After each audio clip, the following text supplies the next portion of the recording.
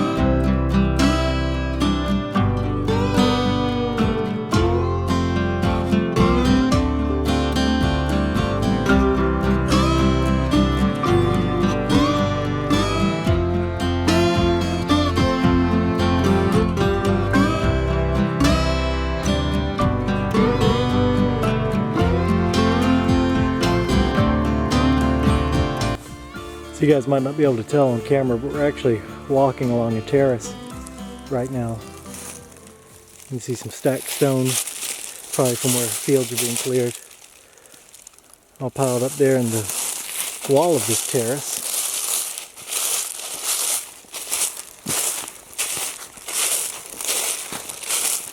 And I tell you what, this is some absolutely beautiful, beautiful landscape out here.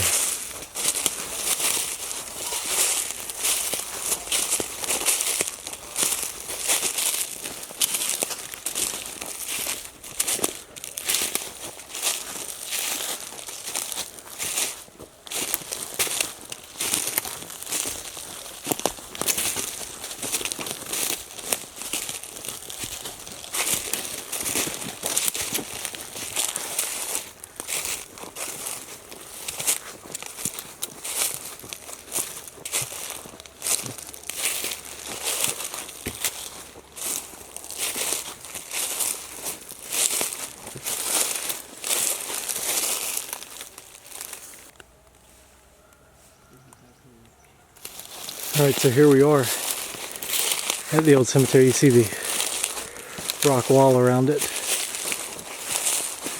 that we see so often around old grave sites. And this one actually has a gate going into it.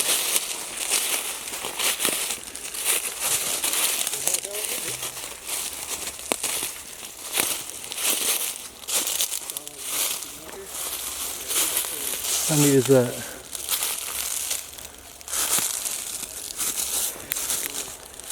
Already I see we've got an indention in the ground there for one burial. Another very deep indention in the ground over here. No doubt another burial. Have one here. And possibly one right there on the sides of it, maybe a child. So you got a place over here where the rock wall has recently tumbled. I don't know how well y'all can tell. That is a deep, deep indention in the ground right there.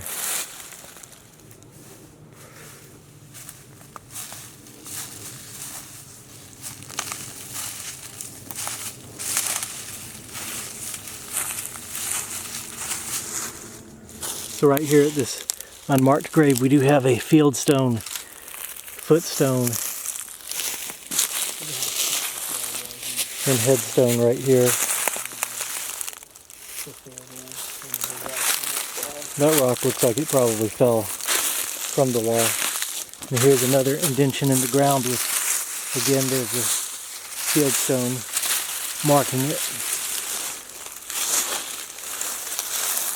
The Robert found fieldstone, which I never paid attention to. It'll be interesting to see if there's any more under all of this pine straw. They can very quickly disappear and become hidden.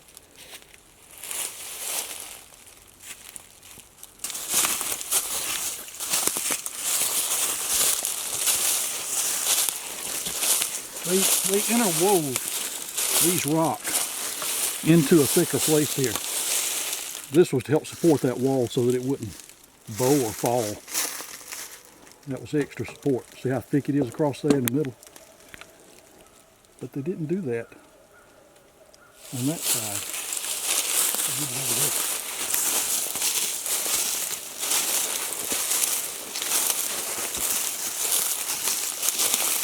They didn't do it here. And these rock walls, while they look very primitive, and as Dan was just saying a minute ago, even though it looks very primitive, this took serious labor and also skill to build a wall this well out of the available stone, because if you just look how straight this wall is looking down it and how perfect these corners are. And this one has really, really stood the test of time.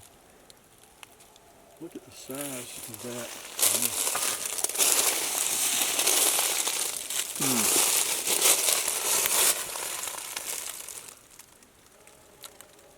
That's a cool rock. Each of these little wedges put under there to hold that rock in place. Been there ever since someone put them there. Almost 200 years ago, I would imagine. When I went over there and looked inside the wall here, you could see where there was little pieces in there that was actually, I mean the tolerances, I guess when I took this together and shoved all those in there, was just... Well, look at this one. Look at this rock right here. Stuck in on its side. Look at this one here. Look at that rock. This side does have the identical support that the other side does. So if you guys looking at this on video, you all don't. It's really hard to tell how exact this wall really is. You see that? And it's been about 40 years since I've been here. When I was about 14 years old, they clear cut all of the timber around this place. You could see all the way to the highway from here, a long way across those hills. You could see cars go by because they clear cut everything. And I remember that this cemetery was in a cedar grove. It was beautiful. There were huge cedar trees all around this, and over in there you can see the stump. And somebody came in and harvested all the cedar. And this is one of the limbs that was cut off of one of those big cedar trees, and it's still laying here after 40 years. All these limbs.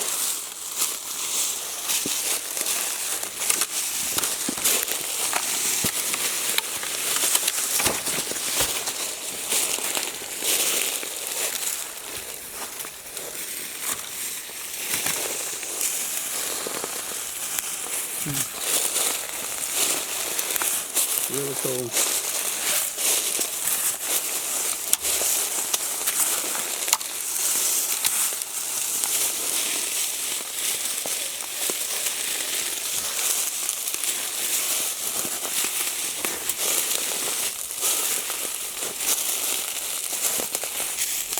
I love how they come in, y'all, and put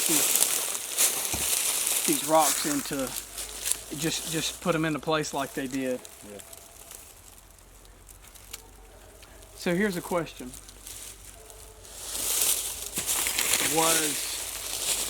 Were these cemeteries built before the people died? Or after the people died? Okay, look back. Did they build these walls before the people died? Or did they die and then the family came and built the wall around the burial? Which came first? I think that in most cases, when there was one family death, they picked out where they were going to have a family cemetery, and they designated it as the family burial ground. Now, how they judged the size of it, I don't know that, but I think once they had a loved one buried there, then they probably came and built the wall around it and designated it as a family burial plot, and they would, you know, use it for future generations or what have you. But I don't know, it's hard to say. This has a gate going in it, an entryway, which is unusual. Most Yes, of it them you is. see do not have an entryway.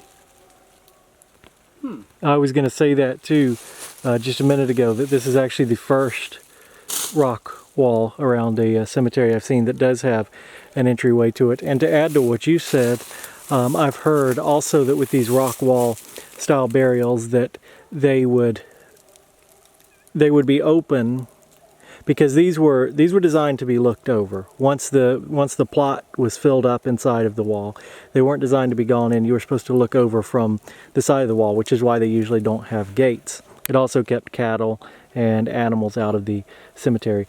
But I've heard also that when they would build these rock walls, after the last person was buried in there, then they would finally close it off, so there's no gate after that.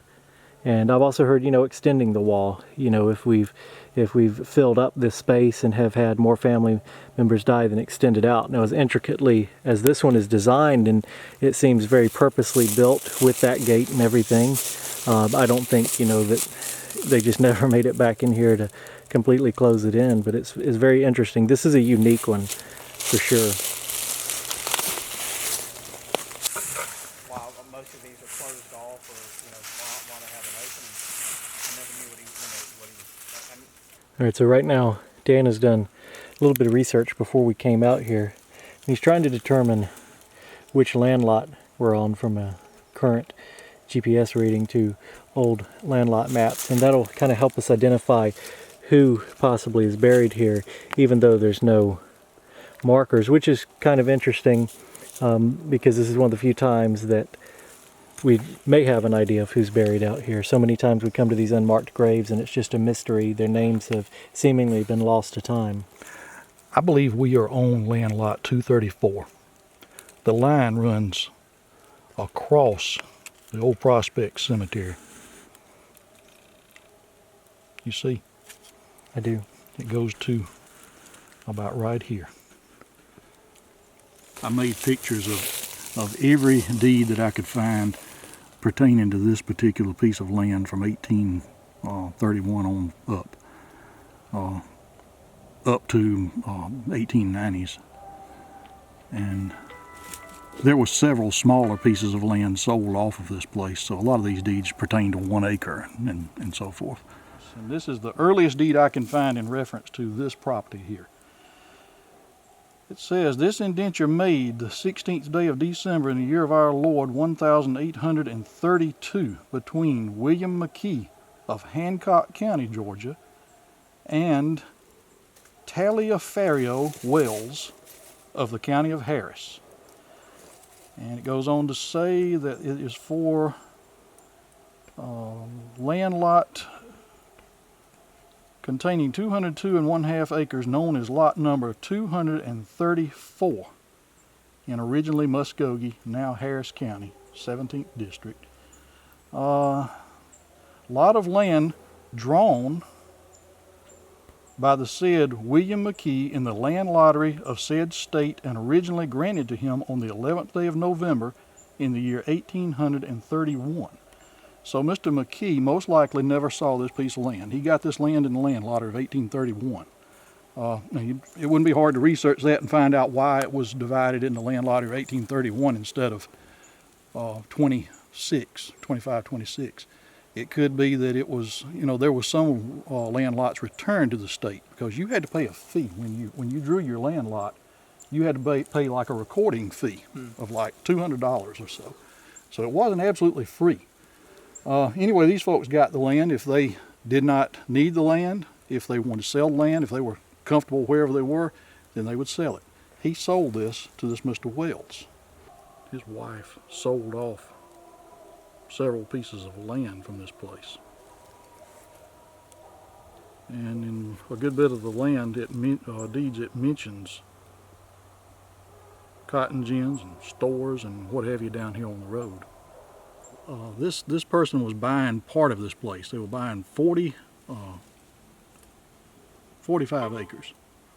It says lots of land number 234, 234, and 233 containing 42 acres, more or less, beginning at a certain post oak stump on the road running from Talbotton to Columbus, near the blacksmith shop belonging to the firm of Wells and Company, Mr. Wells.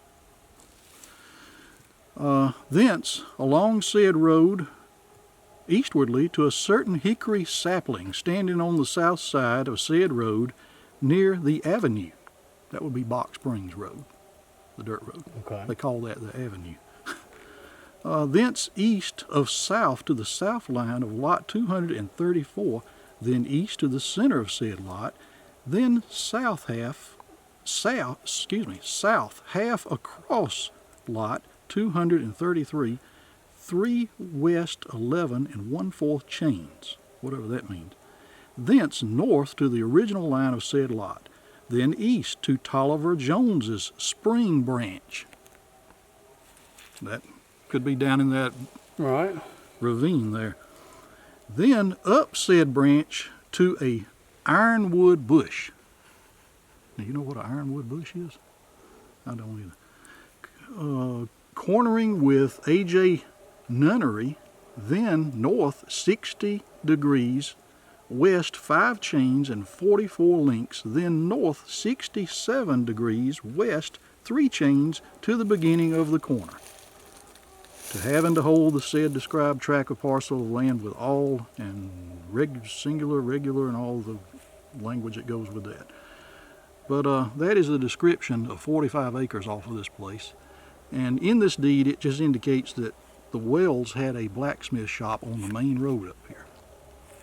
So, let's see what year that was. That was in the year 1852. So some of the Wells family was still living here then. I'm going to have to go to the 1850 census and see if I can locate any of them. Anyway, I'm going to try my best to find out through research who is buried in this cemetery. Because it's been a mystery to me and my family for a long time.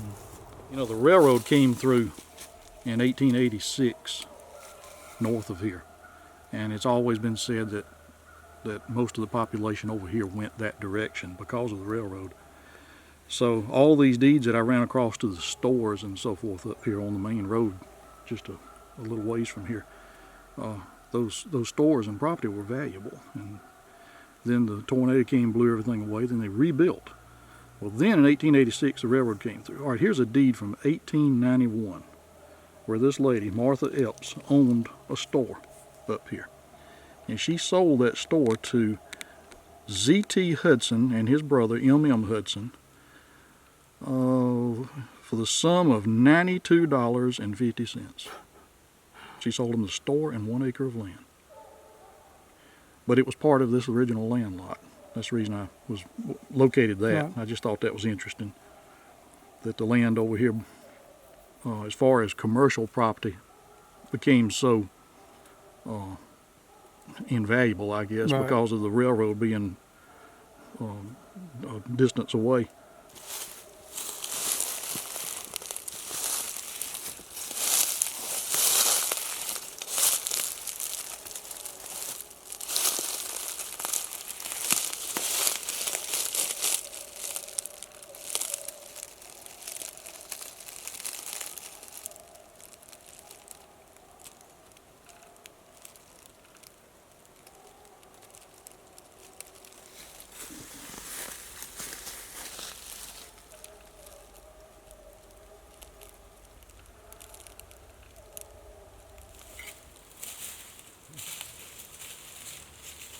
See what I see? I see turkey up here stacking around.